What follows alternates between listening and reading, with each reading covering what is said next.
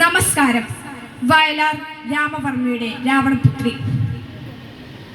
യുദ്ധം കഴിഞ്ഞു, കബന്ധങ്ങൾ ഉന്മാദ നൃത്തം ചവിട്ടിക്കുഴച്ചു രണാങ്കണം.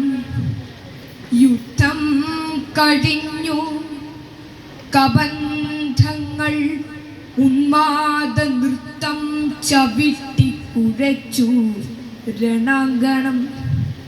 രക്തമൊഴുകിത്തളം കെട്ടി നിന്ന മൺമെത്തയിൽ കാൽ തെറ്റി വീണു നിഴലുകൾ. ധൂമില സംഗ്രാമ രംഗങ്ങളിൽ വിഷധൂളികൾ വീശും ശരസഞ്ചയങ്ങളിൽ തിന്നൽ മരണം മണം പിടിക്കും പോലെ തെന്നി നടന്നു പടകുടീരങ്ങളിൽ. ആ യുദ്ധഭൂവിൽ നിലംപതിച്ചു രാമസായകമേറ്റു തളർന്ന ലങ്കേശ്വരൻ. ആ യുദ്ധഭൂവിൽ നിലംപതിച്ചു രാമസായകമേറ്റു തളർന്ന ലങ്കേശ്വരൻ.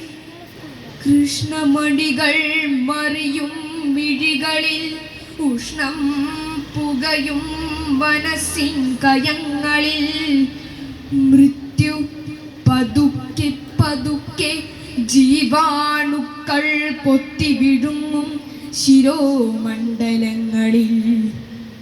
അപ്പോഴും രാവണന് ഉള്ളിലൊരന്തിമ സ്വപ്നമായി നിന്നു മനോജ്ഞയാം മൈഥിലി. ഓർമ്മകൾക്കുള്ളിൽ മണിച്ചിലമ്പും കെട്ടി ഓടി നടക്കുന്നു പിന്നെയും മൈഥിലി. പണ്ടു വനാന്ത വസന്ത നികുഞ്ചങ്ങൾ കണ്ടു നടന്ന മദാലസ യൗവനം. പണ്ടു വനാന്ത വസന്ത നികുഞ്ചങ്ങൾ കണ്ടു നടന്ന മദാലസ യൗവനം. അന്നാദ്യമെത്തിപ്പിടിച്ചു കശക്കിയ മന്ദാര പുഷ്പത്തെ ഓർത്തുപോയി രാവണൻ. വേദവതിയെ മലർശരസായകം വേദനിപ്പിക്കാത്ത പൂജാമലരിനെ അന്നാക്രമിച്ചു തളച്ചിടാനാവാത്ത തന്നഭിലാഷം മദഗജം മാതിരി. അന്നവളുഗ്ര പ്രതികാരവന്യായി തൻ മുന്നിൽ നിന്ന് ജ്വലിച്ചടങ്ങിയിടവേ അഗ്നിയെ സാക്ഷി നിർത്തി മുഴങ്ങിയോര ശാപമോത്തുണടുങ്ങി ദശാനനൻ.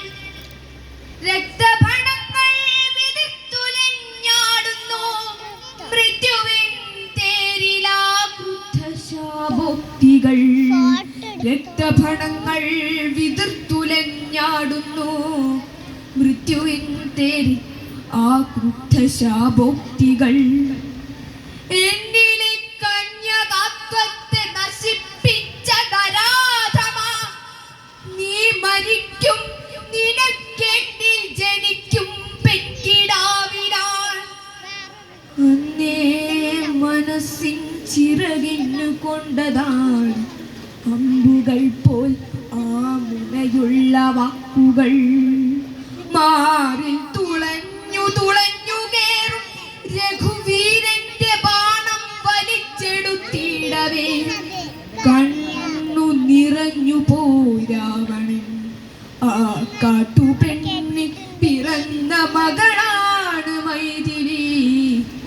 ആ കാട്ടുപെണ്ണിൽ പിറന്ന മകളാണ് മൈഥിലി. നന്ദി, നമസ്കാരം.